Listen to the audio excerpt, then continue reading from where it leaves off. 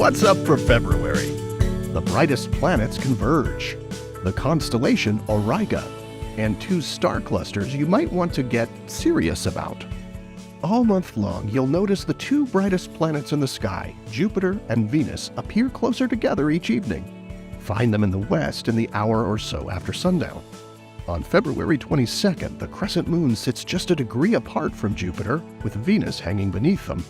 The two planets then continue to get closer in the sky over the following week, culminating in a close conjunction on March 1st.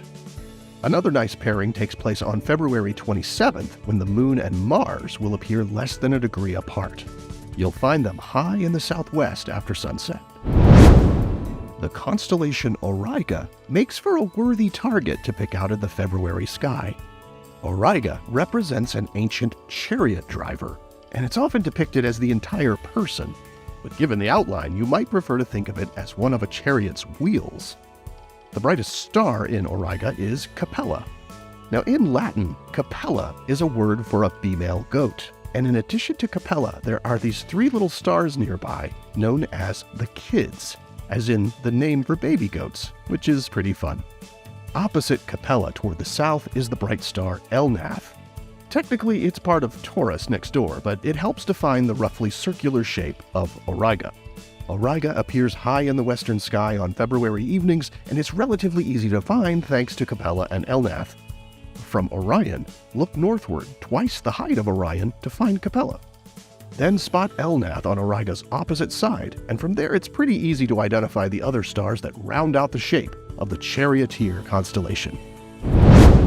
All month long, observers with access to a good pair of binoculars or a small telescope can hunt for two easy star clusters using the brightest star in the sky as a guidepost. They're two open star clusters, M41 and M47. They're called open because their stars are close together in space but in sort of a diffuse structure. To find them, start with brilliant Sirius, which is easy to pick out toward the south in the winter night sky. M41 lies just 4 degrees south of Sirius and should be visible in the same field of view in binoculars, where it appears as sort of a faint patch of light.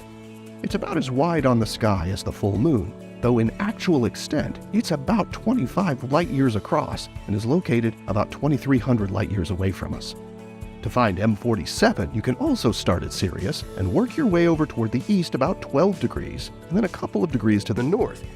It's about the same size on the sky as M41, but just a little brighter. M47 lies about 1,600 light-years away and occupies a volume of space about 12 light-years across. Our own sun is thought to have formed as part of a cluster like these, so finding them in the February sky can be a pretty neat way to connect with our own cosmic origins. Here are the phases of the moon for February. Stay up to date with all of NASA's missions to explore the solar system and beyond at nasa.gov. I'm Preston Dykes from NASA's Jet Propulsion Laboratory, and that's what's up for this month.